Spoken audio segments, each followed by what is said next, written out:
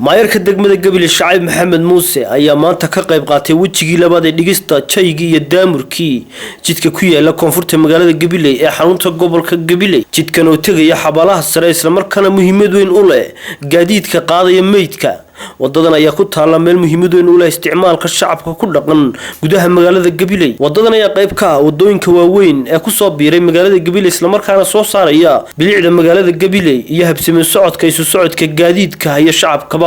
maayarka degmada Gabiley oo alaabo looga bartay ka qayb qaadashada sameynta wadooyinka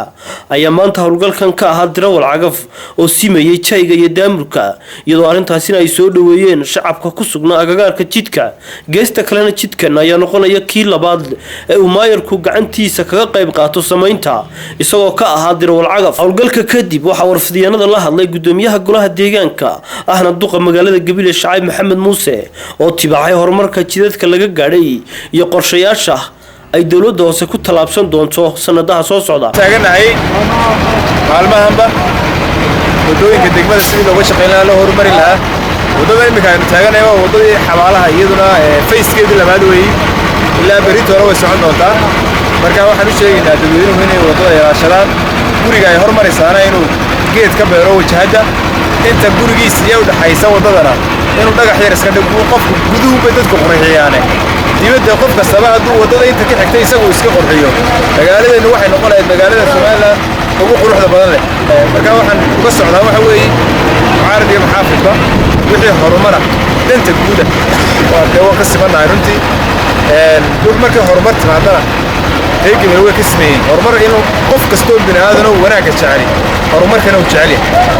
in magaaladeedu hore qurux badnaato shalay kulli maamulka cid baa ka bedelay berito hore cid baa bedeli doonta ma joogino laakiin warkaygu waxa weeye waa waari meysida warakaado intaan xilka hayno waxa iga go'an gaar ahaan aniga maayaraan waxa iga go'an inaan ummadeeda wax u qabto si cadaalad ah haday habeen tahay haday maalin tahay waqti kasto ay tahay inaan u shaqeeyo wax iga go'an weeye si aan taariikhda uga tagno wax qabad wixii aan qabanay oo muuqdaan Soomaalidu waxay tiraahdaa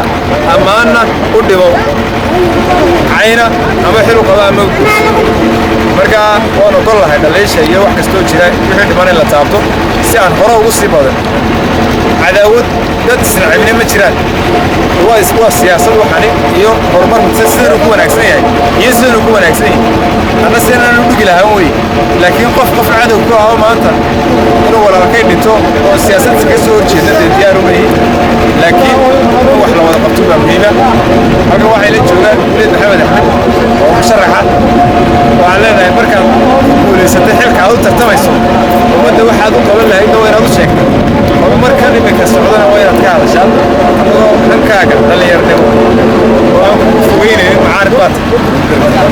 waan ka bareerinaa runtii qofku inuu han yeesho anigu ma han bal